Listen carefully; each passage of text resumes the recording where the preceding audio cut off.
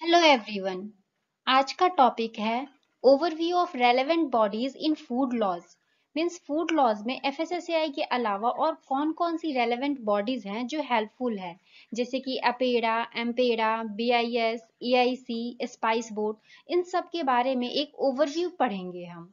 तो चलिए इस वीडियो को स्टार्ट करते हैं। सबसे पहले है अपेड़ा और एम्पेड़ा। इन दोनों को ही हम पैरेलल वाइज पढ़ेंगे ताकि इनकी जो डेट्स है और जो फंक्शंस है वो सही ढंग से याद हो पाए। तो जो अपेड़ा है उसका फुल फॉर्म है agricultural and processed food products export development authority, और ये जो है 13 फरवरी 1986 को फॉर्म हुआ था अंडर अपेड़ा एक्ट 1985। और इससे पहले अपेड़ा से पहले इसकी जगह पे processed food export promotion council था। इसके बाद जो है इसको हटाकर अपेड़ा बना। इसका जो हेडक्वार्टर है वो न्यू दिल्ली में है और इसका पेरेंट एजेंसी जो है वो डिपार्टमेंट ऑफ कॉमर्स है, जो कि गवर्नमेंट ऑफ इंडिया के अंदर आता है। अपेड़ा में जो जनरली प्रोडक्ट मॉनिटर्ड होते हैं वो हैं fruits, vegetables and their products, meat and meat products, poultry and poultry products, dairy products, confectionery biscuits and bakery products, honey, jaggery and sugar products, cocoa and its products, chocolates of all kinds, alcoholic and non-alcoholic beverages, cereal and cereal products, groundnuts, peanuts and walnuts, pickles, papads and chutneys, guar gum, floriculture and floriculture products. Floriculture means flower की cultivation. उसके बाद है herbal and medicinal plants. तो ये सारे जो products हैं वो एपेडा के अंदर मॉनिटर्ड होते हैं। उसके बाद जो एम्पेडा है इसका फुल फॉर्म है marine product export development authority, और इसका जो फॉर्मेशन है वो 24 अगस्त 1972 को हुआ था अंडर एम्पेडा एक्ट 1972। और इसका जो हेडक्वार्टर है वो कोची में है, जो कि केरला में है। और इसकी भी पेरेंट एजेंसी जो है वो डिपार्टमेंट ऑफ कॉमर्स है अंडर गवर्नमेंट ऑफ इंडिया। और इसमें जनरली जो मेरीन प्रोडक्ट्स है वो सारे इसमें मॉनिटर होते हैं। मीन्स मेरीन प्रोडक्ट का जो एक्सपोर्ट है वो सब इसमें आते हैं, जैसे कि फिशरीज प्रोडक्ट्स जिसमें shrimp, prawn, lobster, crab fish, shell fish और बाकी एक्वेटिक एनिमल्स और प्लांट्स सारे इसमें आते हैं। नेक्स्ट है कि अपेडा के अंदर कौन कौन से प्रोडक्ट मॉनिटर्ड होते हैं। तो ये मैंने अभी आपको बताया कि ये सारी जो प्रोडक्ट है fruits, vegetables, meat, dairy products, ये सारी जो प्रोडक्ट है अपेडा के अंदर मॉनिटर होते हैं। इनके अलावा जो बासमती राइस है उसको भी अपेडा एक्ट के अंदर इंक्लूड कर लिया गया है under second schedule. Basmati rice के अलावा जो शुगर का जो इम्पोर्ट है उसकी रेस्पॉन्सिबिलिटी भी अपेडा के अंदर ही अब आती है। मीन्स जो शुगर का जो इम्पोर्ट होगा उसका मॉनिटर भी अब अपेडा ही करता है। इसके अलावा जो अपेडा है वो नेशनल एक्रीडेशन बोर्ड की सेक्रेटेरिएट की तरह फंक्शन करता है। किस लिए? For the implementation of accreditation of the certification bodies. यानी जो ये national programme for organic production है, ये जो प्रोग्राम है इसके अकॉर्डिंग ये एनएबी का सेक्रेटेरिएट की तरह फंक्शन करता है सर्टिफिकेशन बॉडीज को इम्प्लीमेंट करने के लिए, ताकि जो ऑर्गेनिक प्रोडक्ट है उनका एक्सपोर्ट करने में ये हेल्प कर सके। तो ये एनपीओपी के अकॉर्डिंग जो ऑर्गेनिक प्रोडक्ट्स है उन्हीं ऑर्गेनिक प्रोडक्ट्स का एक्सपोर्ट पॉसिबल है। मीन्स उन्हीं ऑर्गेनिक प्रोडक्ट का सर्टिफिकेशन प्रोवाइड होगा एक्सपोर्ट के लिए, जो कि एनओपीओपी के स्टैंडर्ड के अकॉर्डिंग प्रोडक्शन, प्रोसेसिंग और पैकेजिंग करे। देन इसके अलावा जो कैश्यू कर्नल्स है, कैश्यू नट शेल लिक्विड है, फिर कार्डेनॉल है, ये सारे भी अब अपेडा एक्ट के जुरिडिक्शन के अंदर आते हैं। तो ये सारी प्रोडक्ट थी जो कि अपेडा के अंदर इंक्लूड की गई हैं इनके एक्सपोर्ट के लिए। नेक्स्ट है अपेडा का प्रेजेंस, यानी अपेडा का जो एक हेड ऑफिस है दिल्ली में है। इसके अलावा और कहाँ पे अपेडा की रीजनल ऑफिसेस हैं। तो इसकी टोटल 12 रीजनल ऑफिसेस हैं अलग अलग स्टेट्स में। तो एक है मुंबई में, फिर कोलकाता में, Bangalore, Hyderabad, Guwahati, Chennai, Kochi, Chandigarh, Ahmedabad, union territory of Jammu and Kashmir, Varanasi and Bhopal. तो इन सारी जगहों पर इसकी रीजनल ऑफिसेस हैं। देन रीजनल ऑफिसेस के अलावा जो इसका एडमिनिस्ट्रेटिव सेटअप है उसमें एक चेयरमैन होता है जो कि सेंट्रल गवर्नमेंट द्वारा अपॉइंट होता है, और डायरेक्टर जो है वो अपेडा के द्वारा अपॉइंट होता है। उसके अलावा जो सेक्रेटरी है उसको भी सेंट्रल गवर्नमेंट ही अपॉइंट करती है, और बाकी जो ऑफिसर्स जो स्टाफ है वो अथॉरिटी अपॉइंट करती है। अभी जो प्रेजेंट में अपेडा के जो चेयरमैन हैं वो हैं डॉक्टर एम अंगमुथु, और जो डायरेक्टर हैं वो हैं डॉक्टर डी डी के शर्मा। उसके बाद जो अपेडा एक्ट है उसमें सेक्शन 7 और सब सेक्शन 3 के अकॉर्डिंग जो एम्प्लॉयज है, जो स्टाफ्स है, वो नेसेसरी के अकॉर्डिंग ये सारे अपॉइंट होते हैं। और टोटल जो स्ट्रेंथ है स्टाफ की, जिसमें सारे कैटेगरीज को इन मिलाकर ABCD इन सबको मिलाकर जो टोटल स्ट्रेंथ है स्टाफ की, टोटल 124 है, जिसमें चेयरमैन को भी इंक्लूड किया गया है। इसके अलावा जो प्रेजेंट में अपेडा में 25 फीमेल एम्प्लॉयज है, जिसमें से ABCD इन सारे कैटेगरीज को मिला के है। और गवर्नमेंट नॉर्म्स के अकॉर्डिंग जो अपेडा है उसमें फिजिकली हैंडिकैप्ड पर्सन्स के लिए 4% रिजर्वेशन है अपेडा की। और अगर हम डिटेल में थोड़ा कॉम्पोजिशन पढ़े, इसका एडमिनिस्ट्रेटिव सेटअप पढ़ें, तो जो ये चेयरमैन है सेंट्रल गवर्नमेंट द्वारा अपॉइंट होता है, जो कि मैंने अभी आपको बताया। इसके अलावा एक एग्रीकल्चर मार्केटिंग एडवाइजर होता है, और फिर एक मेंबर होता है जो कि सेंट्रल गवर्नमेंट द्वारा अपॉइंट किया जाता है, जो नीति आयोग को रिप्रेजेंट करता है। उसके बाद जो 3 मेंबर्स होते हैं पार्लियामेंट के, जिसमें से 2 जो है वो हाउस ऑफ पीपल द्वारा इलेक्ट किए जाते हैं, और एक जो है वो काउंसिल ऑफ स्टेट अपॉइंट करता है। देन उसके बाद 8 मेंबर्स होते हैं जो कि इसको भी सेंट्रल गवर्नमेंट ही अपॉइंट करती हैं, जो कि अलग अलग मिनिस्ट्रीज को रिप्रेजेंट करती हैं, जैसे कि agriculture and rural development, commerce, finance, industry, food, civil supplies, civil aviation, shipping and transport. उसके बाद 5 मेंबर्स और होते हैं जो कि सेंट्रल गवर्नमेंट ही अपॉइंट करता है, जो कि डिफरेंट डिफरेंट यूनियन टेरिटरीज और स्टेट्स को रिप्रेजेंट करते हैं। इसके बाद 7 मेंबर्स और होते हैं जो कि सेंट्रल गवर्नमेंट द्वारा अपॉइंट किए जाते हैं, और ये अलग अलग जो रिसर्च एरिया है इसको रिप्रेजेंट करती है, जैसे कि national horticulture board, Indian council of agricultural research, national agriculture cooperative marketing federation, central food technological research institute, Indian institute of packaging, spices export promotion council and cashew export promotion council. उसके बाद 12 members जो है इसको भी central government ही appoint करती है, जो कि fruits and vegetable product industries को रिप्रेजेंट करती है। एक जो है मीट, पोल्ट्री, डेयरी प्रोडक्ट को रिप्रेजेंट करती है। फिर उसके बाद जो बाकी शेड्यूल प्रोडक्ट्स है एक्सपोर्ट के लिए उनको रिप्रेजेंट करती है, और फिर लास्ट में पैकेजिंग इंडस्ट्री को रिप्रेजेंट करती है। मीन्स जो मेंबर्स हैं ये सारे इंडस्ट्रीज, डिफरेंट डिफरेंट इंडस्ट्रीज को रिप्रेजेंट करते हैं ये। इसके अलावा 2 मेंबर्स जो बच गए वो भी सेंट्रल गवर्नमेंट ही अपॉइंट करती है, जो कि as a scientist, as a specialist work करते हैं एग्रीकल्चर, इकोनॉमिक्स और मार्केटिंग फील्ड में। इसके अलावा जो अपेडा के जो असाइन फंक्शन है, जो कि अपेडा एक्ट के अंदर दिए गए हैं, उनमें से जो पहला फंक्शन है development of industries relating to the schedule products for export. Means जो भी प्रोडक्ट एक्सपोर्ट के लिए हैं, शेड्यूल प्रोडक्ट जो एक्सपोर्ट के लिए हैं, उस इंडस्ट्रीज को डेवलप करना by the help of financial, मतलब फाइनेंशियल तरीके से हेल्प करना, या फिर कोई सब्सिडी या रिलीफ प्रोवाइड करना एक्सपोर्टर्स को। नेक्स्ट उसका फंक्शन है registration of persons as exporters of the schedule products on payment of such fees as may be prescribed.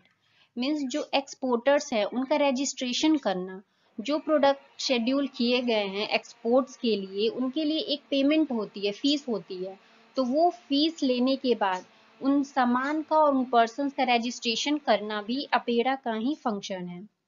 उसके बाद है fixing of standards and specification for the schedule products, यानी जो schedule products है export के लिए हैं उनके लिए स्टैंडर्ड्स और स्पेसिफिकेशंस भी अपेडा ही फिक्स करती है। नेक्स्ट है carry out inspection of meat and meat products in slaughter houses, यानी जो मीट और मीट प्रोडक्ट्स है उनका इंस्पेक्शन करना, चाहे वो स्लॉटर हाउस में हो, प्रोसेसिंग प्लांट्स में हो, या फिर स्टोरेज प्रेमिसेस में हो, या फिर बाकी प्लेसेस जहां भी सामान ये रखा है उनका पूरा प्रॉपर तरीके से इंस्पेक्शन करना, ताकि वो सेफ क्वालिटी को इंश्योर कर सके, एज ए स्टैंडर्ड एक वो सेट कर सके। इसलिए टोटल जो इंस्पेक्शन है वो अपेडा कैरी आउट करती है। उसके बाद है improving of packaging of the schedule products, यानी जो शेड्यूल प्रोडक्ट्स है उनके लिए जो पैकेजिंग है उनका भी इम्प्रूवमेंट ही इंश्योर करती है अपेडा। उसके बाद जो मार्केटिंग है शेड्यूल प्रोडक्ट्स का, अगर इंडिया से बाहर जो प्रोडक्ट एक्सपोर्ट करने हैं उनका जो मार्केटिंग भी है अपेडा ही इम्प्रूव करती है, हेल्प करती है उनकी मार्केटिंग को इम्प्रूव करने में।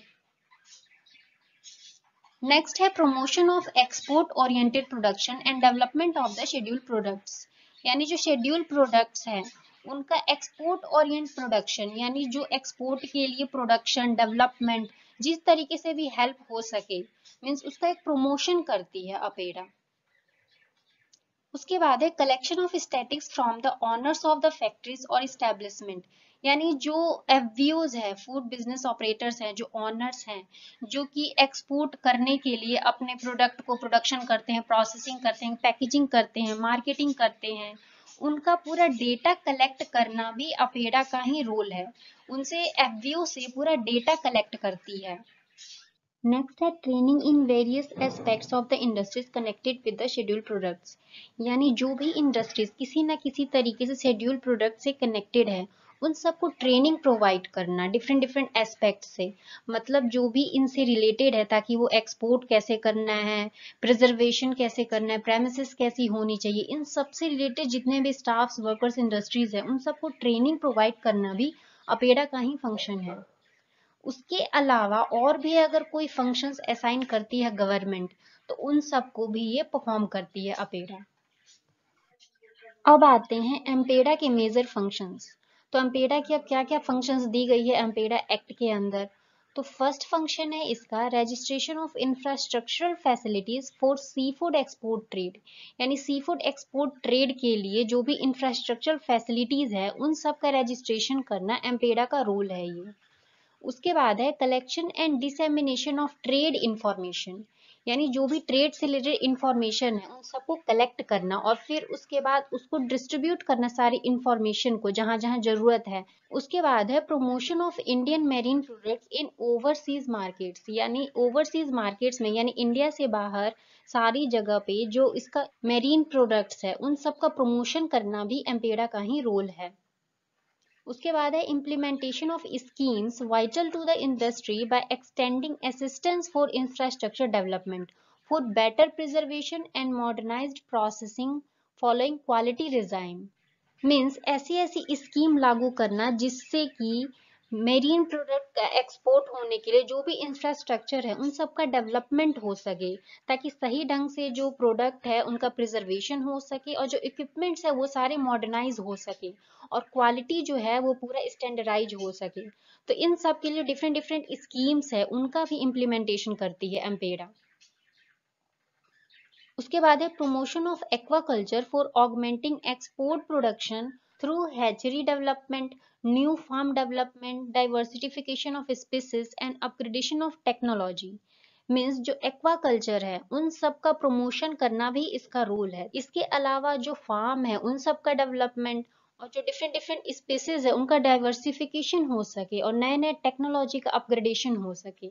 हैचरी डेवलपमेंट का मतलब है कि जो भी फिश हैं, फिश के जो एग्स होते हैं उनका सही ढंग से डेवलपमेंट हो सके, मीन्स ऐसा एक प्लेस एक प्रेमिसेस प्रोवाइड करें जिससे कि फिश का कल्चर सही ढंग से हो सके। तो इन सब का जो प्रमोशन है वो एम्पेडा करती है। नेक्स्ट है promotion of deep sea fishing projects through test fishing, joint ventures and upgradation and installation of equipment to increase the efficiency of fishing, यानी फिशिंग की एफिशिएंसी को बढ़ाने के लिए डिफरेंट डिफरेंट जो इक्विपमेंट्स हैं उनका इंस्टॉल करना और उनका अपग्रेडेशन करना। तो ये इसी का रोल है अम्पेडा के। इसके अंतर्गत ज्वाइंट वेंचर्स का मतलब है कि जो गवर्नमेंट है वो प्राइवेट लेबोरेटरीज यानी प्राइवेट इंडस्ट्रीज से मिलकर भी बहुत सारे ऐसे स्टेप्स उठाती हैं, प्रोजेक्ट साइन करती हैं जिसकी वजह से जो ये मशीन्स है, जो इक्विपमेंट्स है, सबका एफिशिएंसी इंक्रीज कर सके। तो ये सारे मिलकर इन सब का प्रमोशन करना जो है एम्पेडा का रोल है।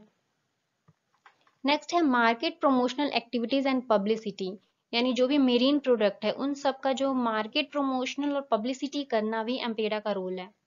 उसके बाद है to carry out the inspection of marine products का इंस्पेक्शन करना, उसके रॉ मटेरियल का इंस्पेक्शन करना और फिर स्टैंडर्ड और स्पेसिफिकेशन को फिक्स करना, ट्रेनिंग प्रोवाइड करना और उसके बाद जितने भी नेसेसरी स्टेप्स हैं जिससे कि सी फूड की क्वालिटी को मेंटेन किया जा सके ओवरसीज मार्केट में, वो सारे स्टेप को ये कैरी आउट करती है एम्पेडा। उसके बाद है impart trainings to fisherman fish processing workers, यानी जो भी एक्वाकल्चर से रिलेटेड जो वर्कर्स हैं, जो स्टाफ्स हैं, उन सबको ट्रेनिंग प्रोवाइड करना भी अम्पेडा का ही रोल है। नेक्स्ट है conduct research and development for the aquaculture of aquatic species having export potential through Rajiv Gandhi centre for aquaculture, in short RGCA. यानी आरजीसीए के थ्रू रिसर्च और जो डेवलपमेंट है एक्वाकल्चर का वो भी कंडक्ट कराती है अम्पेडा, ताकि जो डिफरेंट डिफरेंट स्पीसीज है, एक्वेटिक स्पीसीज है, उनका एक डेवलपमेंट हो सके और सही ढंग से इंस्पेक्शन हो सके। उसके बाद है conduct extension and awareness activities training etcetera through network for fish quality management and sustainable fishing, in short NETFISH and national centre for sustainable aquaculture NACSA। तो एक्सटेंशन और अवेयरनेस एक्टिविटीज और ट्रेनिंग ये सभी कंडक्ट करवाती है, किसके जरिए? नेटफिश के जरिए और NACS के जरिए। उसके बाद है to prescribe for itself any matters required for protecting and augmenting the sea food exports from the country in the future, यानी जो भी फिशरीज से रिलेटेड, एक्वाकल्चर से रिलेटेड जो भी मैटर्स है, उन सब को ये हैंडल करती है सही ढंग से, ताकि इन फ्यूचर भी कोई अगर प्रॉब्लम हो तो इन सब के लिए एम्पेडा के पास पूरी डेटा हो, पूरी इंफॉर्मेशन हो। उसके बाद आता है export inspection council, in short EIC। EIC जो है एक ऑफिशियल एक्सपोर्ट सर्टिफिकेशन बॉडी है इंडिया का, जो कि क्वालिटी और सेफ्टी ऑफ प्रोडक्ट्स को इंश्योर करती है। जो भी प्रोडक्ट इंडिया से एक्सपोर्ट होते हैं उनकी क्वालिटी और सेफ्टी को इंश्योर करती है EIC। इसका मेन रोल है to ensure that products notified under the export quality control and inspection act 1963 are meeting the requirements of the importing countries in respect of their quality and safety, यानी जिस भी country में जो product है export हो रहे हैं उनके अकॉर्डिंग जो क्वालिटी है, वो सेफ्टी है, उन सबको मीट करनी चाहिए वो सारी प्रोडक्ट्स। तो इन सब का जो इंश्योरेंस है वो EIC ही करती है। और जो EIC है वो section 3 of the export quality control and inspection act 1963 के अंदर बना था, और इसका जो हेडक्वार्टर है वो दिल्ली में है, और पेरेंट एजेंसी इसकी भी डिपार्टमेंट ऑफ कॉमर्स है, जो कि गवर्नमेंट ऑफ इंडिया के अंदर आती है। उसके बाद एक्सपोर्ट इंस्पेक्शन काउंसिल के क्या मेन रोल हैं? तो पहला रोल है इसका ensure the quality and safety of products, यानी प्रोडक्ट की क्वालिटी और सेफ्टी को इंश्योर करना। EIC जो है वो प्रोडक्ट की क्वालिटी और सेफ्टी को इंश्योर करती है थ्रू आइदर क्वालिटी इंश्योरेंस और food safety management with certification और अ कंसाइनमेंट वाइज इंस्पेक्शन, यानी या तो वो food safety management with certification के थ्रू क्वालिटी को इंश्योर करती है, या फिर कंसाइनमेंट वाइज इंस्पेक्शन, यानी FSMS की अगर सर्टिफिकेशन है तो उसके अकॉर्डिंग भी इसका इंश्योर करती है क्वालिटी को। और सेकेंड इसका ये है कि वो खुद इंस्पेक्ट करती है सारी प्रोडक्ट की, यानी इंस्पेक्शन करती है। तो इन दोनों में से किसी भी तरीके से वो क्वालिटी को एश्योर कर सकती है। इसके बाद जो EIC की एजेंसीज है वो दिल्ली, मुंबई, कोलकाता, चेन्नई और कोची, इन सारी जगहों पर प्रेजेंट है। और इसके अलावा 30 जो सब ऑफिसेज है जो कि NABL से एक्रेडिट लेबोरेटरीज हैं, इन सब के एक नेटवर्क फॉर्म हो रहा है, यानी जो ये एजेंसीज है इनके साथ साथ जो 30 सब ऑफिसेज NABL एक्रेडिट लेबोरेटरीज, ये हेल्प करती है इंस्पेक्शन में, प्रोडक्ट की इंस्पेक्शन में ये हेल्प करती है। नेक्स्ट इसका रोल है प्रोवाइड सर्टिफिकेशन, यानी सर्टिफिकेशन को भी प्रोवाइड करती है एक्सपोर्ट इंस्पेक्शन काउंसिल। EIC जो है वो कंपल्सरी सर्टिफिकेशन प्रोवाइड करती है कुछ फूड आइटम्स की, जैसे कि fish, sea food, honey, dairy product, egg and poultry product, meat and meat product, इन सब के लिए जो कंपल्सरी सर्टिफिकेशन है वो EIC प्रोवाइड करती है। Some of the certification that EIC facilitates either by itself or through its network of field organization, यानी कुछ जो सर्टिफिकेशन EIC प्रोवाइड करती है या तो वो खुद से, या तो फिर ये 30 सब ऑफिसेज जो नेटवर्क है उनके जरिए। तो उनमें से जो पहला सर्टिफिकेशन है वो है quality certification for export goods, या तो क्वालिटी एश्योरेंस प्रोसीजर्स के थ्रू या फिर कंसाइनमेंट वाइज एग्जामिनेशन के थ्रू, इन दोनों में से किसी जरिए से भी वो क्वालिटी सर्टिफिकेशन प्रोवाइड कर सकती है जो गुड एक्सपोर्ट होने वाले हैं। नेक्स्ट है quality certification for exportable food items by installing FSMS in food dispensation units that are on par with international guidelines. तो सेकंड जो क्वालिटी सर्टिफिकेशन प्रोवाइड करती है एक्सपोर्टेबल गुड्स के लिए, वो एफएसएमएस को इंस्टॉल करके करती है, यानी जो इंटरनेशनल गाइडलाइंस के जरिए वो सारी गाइडलाइंस को फॉलो कर रही है, यानी एफएसएमएस प्लान के थ्रू वो सर्टिफिकेशन को प्रोवाइड करती है इसमें। नेक्स्ट है EIC issues various certifications like health and authenticity to exporters through multiple product export scheme, यानी मल्टीपल प्रोडक्ट एक्सपोर्ट स्कीम के जरिए भी EIC बहुत सारी सर्टिफिकेशन प्रोवाइड करती है, जैसे कि हेल्थ और ऑथेंटिसिटी, एक्सपोर्टर्स को ये सर्टिफिकेशन जो है ये प्रोवाइड करती है। इसके अलावा जो सर्टिफिकेशन ऑफ ओरिजिन है ये भी EIC इशू करती है। सर्टिफिकेशन ऑफ ओरिजिन में ये इंफॉर्मेशन होती है कि जो प्रोडक्ट है वो कहाँ से आया है, मीन्स कौन सी कंट्री से ये इंपोर्ट हुआ है, तो उसमें सर्टिफिकेशन ऑफ ओरिजिन जो है उसको प्रोवाइड किया जाता है। नेक्स्ट फंक्शन है quality control and safety inspection. जो भी export quality control inspection act में इंस्ट्रक्ट किया गया है क्वालिटी को कंट्रोल करने के लिए, सेफ्टी को इंस्पेक्ट करने के लिए, वो सारे गाइडलाइंस को EIC फॉलो करती है। थ्रू इट्स इनिशिएटिव्स और its field organisation EIC also provides services such as. इसके अलावा EIC जो है अपने इनिशिएटिव, अपने फील्ड ऑर्गेनाइजेशन के जरिए बहुत सारी सर्विसेज प्रोवाइड करती हैं, जिसमें से पहला सर्विस हो गया लेबोरेटरी टेस्टिंग फैसिलिटीज, यानी लेबोरेटरी भी प्रोवाइड करती है टेस्टिंग के लिए, ताकि जो भी एक्सपोर्टर्स है उनके प्रोडक्ट को सही ढंग से टेस्टिंग की जा सके। नेक्स्ट है export inspection council also gives recognition to inspection agencies as per ISO 170/20, यानी जो EIC है वो रिकॉग्निशन भी प्रोवाइड करती है इंस्पेक्शन एजेंसीज की, यानी जो एजेंसीज इंस्पेक्ट करती है उनको रिकॉग्निशन प्रोवाइड करती है, जो कि ISO के स्टैंडर्ड को फॉलो करने चाहिए, उन्हीं को ये सर्टिफिकेशन प्रोवाइड करती है, उन्हीं को रिकॉग्निशन प्रोवाइड करती है ये। और जो लेबोरेटरीज है उनको भी प्रोवाइड करती है recognition as per the ISO 170/25, यानी जो इंस्पेक्शन एजेंसीज हैं वो ISO 170/20 के गाइडलाइंस को, जो रिक्वायरमेंट्स है उनको फॉलो करने चाहिए, तभी इनको रिकॉग्निशन प्रोवाइड होगा। और जो लेबोरेटरीज है वो ISO 170/25 को फॉलो करनी चाहिए। Export inspection council trains and technically assist the industry while installing the quality and safety management system। जो EIC है वो ट्रेनिंग भी प्रोवाइड करती है, और इसके अलावा जो इंडस्ट्रीज है उनको टेक्निकली भी असिस्ट करती हैं जब क्वालिटी और सेफ्टी मैनेजमेंट सिस्टम्स को इंस्टॉल किया जाता है। These are built on tenets of HACCP, ISO 9001, ISO 170/25 and other associated international criteria, laboratory assessment, etc। तो ये सारे जो quality and safety management system है जो इंस्टॉल होते हैं ये HACCP पे, ISO 9001 पे, ISO 170/25 पे बेस्ड होते हैं।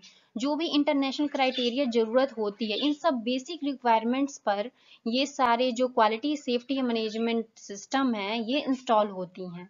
मीन्स इन सारे क्राइटेरिया को ये फॉलो करने चाहिए, तभी ये जो सिस्टम है ये इंस्टॉल होगा।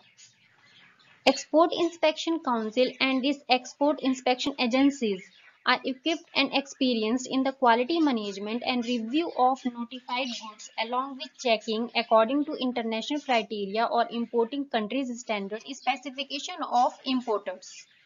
तो जो EIC है और EIA है ये दोनों ही एक्सपीरियंस्ड होती हैं क्वालिटी को मैनेज करने में और जो भी गुड्स है उनको सही ढंग से रिव्यू करने में, ताकि वो एक इंटरनेशनल क्राइटेरिया को सही ढंग से फॉलो कर पाए। जो इंपोर्टिंग कंट्रीज है उनकी भी कुछ क्राइटेरियाज होते हैं, कुछ स्टैंडर्ड्स होते हैं, तो उन सारे क्राइटेरिया, स्टैंडर्ड्स और स्पेसिफिकेशन को फॉलो करते हुए जो ये और EIC है ये दोनों ही एक्सपीरियंस्ड होती है इस फील्ड में, जिसकी वजह से वो सही ढंग से वो अपने काम को, अपने वर्क को वो करती हैं। नेक्स्ट रोल है EIC have a direct bearing on exporters, यानी जो एक्सपोर्टर्स है उन पे EIC का डायरेक्ट कंट्रोल है। जैसे कि जो डायरेक्टर होता है इंस्पेक्शन और क्वालिटी कंट्रोल का, वो जो है किसी भी प्रेमिसेस में इंस्पेक्ट कर सकता है प्रोडक्ट का। अगर उसको लगता है कि यहाँ पे कुछ मेल प्रैक्टिस हो रही है तो वो एंट्री करके उसका इंस्पेक्शन कर सकता है। Officers authorised by the EIC can also seize commodities do not beyond a specific period. जो ये ऑफिसर्स हैं अगर इनको लगता है कि मेल प्रैक्टिस हो रहा है तो वहाँ पे इंस्पेक्शन कर सकते हैं, और इंस्पेक्शन करके उनके जो मटेरियल्स हैं उनको सीज भी कर सकती हैं। लेकिन जो ये सीज का जो टाइमिंग है वो पर्टिकुलर पीरियड से एक ज़्यादा नहीं होना चाहिए, यानी एक पर्टिकुलर टाइम के लिए वो चाहें तो फूड को, गुड्स को वो सीज कर सकते हैं। कुछ कंट्री में मैंडेटरी प्री शिपमेंट सर्टिफिकेशन जो है वो एक्सपोर्ट के लिए जरूरी होता है, और इंडिया में ये जो सर्टिफिकेशन है वो EIC इशू करती है। तो ये जो सर्टिफिकेशन है ये जो इंपोर्टिंग कंट्रीज है उनकी रिक्वायरमेंट्स को फुलफिल करने के लिए इशू किया जाता है। ये सर्टिफिकेशन इशू करने का मतलब ये नहीं है कि वो इंडियन लेजिस्लेशन की सारी कंप्लाइंस को वो कंसिडर कर रहे हैं यानी फॉलो कर रहे हैं। जो इंपोर्टिंग कंट्री है उनके रिक्वायरमेंट्स को फुलफिल करने के लिए ये सर्टिफिकेशन इशू की जाती है। इसी तरह जो नेशनल प्लांट प्रोटेक्शन ऑर्गेनाइजेशन है NPPO, ये फाइटोसैनिटरी सर्टिफिकेशन जो है ये इशू करती है। लेकिन इस सर्टिफिकेशन का इशू करने का मतलब ये नहीं है कि वो फूड सेफ्टी रिक्वायरमेंट्स को सारे फॉलो करती है यानी कंपाइल्स कर रही हैं। इस सर्टिफिकेशन के इशू का मतलब ये है कि ये फाइटोसैनिटरी से रिलेटेड जो भी रिक्वायरमेंट्स है उसको फुलफिल करती हैं। ये कई बार जो एनिमल ओरिजिन जो प्रोडक्ट होते हैं वो एक्सपोर्ट हेल्थ सर्टिफिकेशन को कंप्लाई करते हैं, लेकिन इसका मतलब ये नहीं है कि वो सारे कंप्लाइंस को फॉलो कर रही हैं। ये सर्टिफिकेट इशू करने का यहाँ मतलब ये है कि वो किसी पर्टिकुलर स्पेसिफिक डिजीज से फ्री हैं।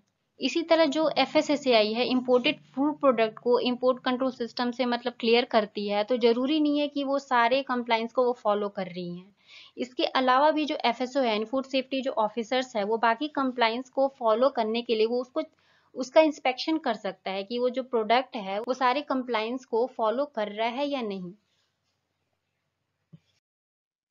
नेक्स्ट है bureau of Indian standards, in short BIS। तो BIS जो है वो एक नेशनल स्टैंडर्ड बॉडी है इंडिया का, और इसका जो पेरेंट एजेंसी है वो है ministry of consumer affairs, food and public distribution. BIS से पहले जो था वो इंडियन स्टैंडर्ड इंस्टीट्यूशन था। जो इससे पहले जो ऑर्गेनाइजेशन था इसकी जगह पे वो Indian standard organisation in short IS था। और जो ये ISI जो है ये resolution of department of industries के अंदर सेटअप किया गया था 3 सितंबर 1946 में। अब जो ब्यूरो ऑफ इंडियन स्टैंडर्ड्स है ये bureau of Indian standard act 2016 के अंदर ये बना है, और इसको 22 मार्च 2016 को नोटिफाई हुआ था, और जो इसका इन्फोर्समेंट है वो 12 अक्टूबर 2017 से हुआ। तो इसका जो फॉर्मेशन है ब्यूरो ऑफ इंडियन स्टैंडर्ड्स, ये bureau of Indian standard act के अंदर बना है 1986, और डेट जो है वो है 23 दिसंबर 1986, और इसका जो हेडक्वार्टर है वो न्यू दिल्ली में है।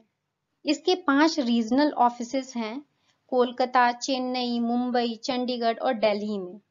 रीजनल ऑफिसेस के अंडर 28 ब्रांच ऑफिसेस भी हैं जो कि सर्टिफिकेशन सर्विसेज को ऑफर करती हैं यानी सर्टिफिकेशन प्रोवाइड करती हैं, और इसके जरिए जो स्टेट गवर्नमेंट, इंडस्ट्रीज, जो टेक्निकल इंस्टीट्यूशन है, कंज्यूमर ऑर्गेनाइजेशन है, इन सबको कनेक्ट करके रखती हैं। तो as a national standard body इसमें 25 मेंबर्स हैं जो कि central, state government, industry, scientific research institution और कंज्यूमर ऑर्गेनाइजेशन, इन सब से जो मेंबर्स हैं वो सिलेक्ट किए जाते हैं। और जो BIS है वो WTO और TBT का इंक्वायरी पॉइंट की तरह भी वर्क करता है इंडिया में। उसके बाद यहाँ पे BIS के कुछ फंक्शंस, कुछ रोल्स दिए गए हैं। तो सबसे पहला इसका जो रोल है वो स्टैंडर्ड फॉर्मुलेशन यानी स्टैंडर्ड का फॉर्मुलेशन में इसका मेन रोल है। उसके बाद है प्रोडक्ट सर्टिफिकेशन स्कीम, उसके बाद है कंपल्सरी रजिस्ट्रेशन स्कीम, उसके बाद है फॉरेन मैन्युफैक्चरर सर्टिफिकेशन स्कीम, उसके बाद है हॉल मार्किंग स्कीम यानी हॉल मार्क, जैसे ISI hall mark, BIS hall mark. तो ये जो हॉल मार्क जो है ये BIS प्रोवाइड करता है। उसके बाद लेबोरेटरी की सर्विसेज भी प्रोवाइड करता है। देन नेक्स्ट है लेबोरेटरी रिकॉग्निशन स्कीम यानी लेबोरेटरी का जो रिकॉग्निशन सर्टिफिकेशन है ये भी प्रोवाइड करता है। उसके अलावा sale of Indian standards, consumer affairs activities, consumer से रिलेटेड जितने भी प्रॉब्लम्स है, जो एक्टिविटीज है, इन सबको ये हैंडल करती हैं। फिर प्रोमोशनल एक्टिविटीज में भी ये इन्वॉल्व है। इसके अलावा ट्रेनिंग प्रोवाइड करती है नेशनल और इंटरनेशनल लेवल पे, और उसके बाद इंफॉर्मेशन सर्विसेज की तरह ये वर्क करते हैं। इसके अलावा जो BIS है वो कुछ प्रोडक्ट के लिए मैंडेटरी सर्टिफिकेशन प्रोवाइड करती है as per the Food Safety and Standard Prohibition and Restriction on Sales Regulation 2011, यानी इसके अकॉर्डिंग जो BIS सर्टिफिकेशन है वो कंपलसरी है, मैंडेटरी है कुछ प्रोडक्ट के लिए। तो वो कौन कौन से प्रोडक्ट हैं? पहला है इन्फेंट फार्मूला, उसके बाद है milk cereal based weaning food, then processed cereal based weaning food, follow up formula, package drinking water, package mineral water, milk powder, skimmed milk powder, partly skimmed milk powder, condensed milk, partly skimmed and skimmed condensed milk. तो इन सब के लिए, इन सब product के लिए जो BIS का certification है वो कंपलसरी है। लास्ट है स्पाइस बोर्ड। तो स्पाइस बोर्ड जो है वो एक ऑटोनोमस बॉडी है जो कि 52 शेड्यूल्ड स्पाइसेस और कार्डमम, चाहे वो स्मॉल हो चाहे लार्ज हो, इन सब का जो एक्सपोर्ट है इसकी रेस्पॉन्सिबिलिटी स्पाइस बोर्ड की है। तो spice board is the flagship organisation for the development and world wide promotion of Indian spices.